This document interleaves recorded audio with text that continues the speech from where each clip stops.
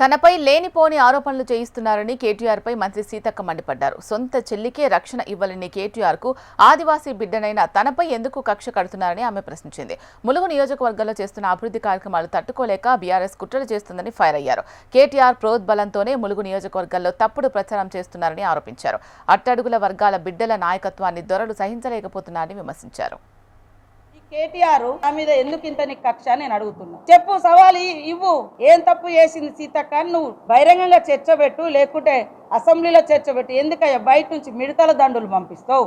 ఈరోజు మా ములుగులో అన్ని కంట్రోల్ నడుస్తుంది. ఎస్, దందాలు ఉండొద్దు, దాదాగిరి ఉండొద్దు, అక్రమ ఎంత దుర్మార్గం అని ఇంత అబద్ధపు నీచపు ప్రచారాలతోటి ఏం సాధిస్తావు?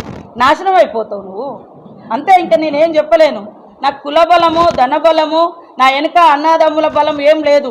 నా నియోజకవర్గ ప్రజల బలమే ఉంది. నా దేవుడు సమ్మక్క సార్లమ్మ దయ ఉంది. అందుకని నా నోటి వాక్యం ఎలక్షన్ల ముందు కూడా మీ మిడతల దండ వచ్చినప్పుడు, అరే నా ఎంబడి ఎందుకు పడుతున్నారా మీరు? నాశనం అయిపోతారన్న.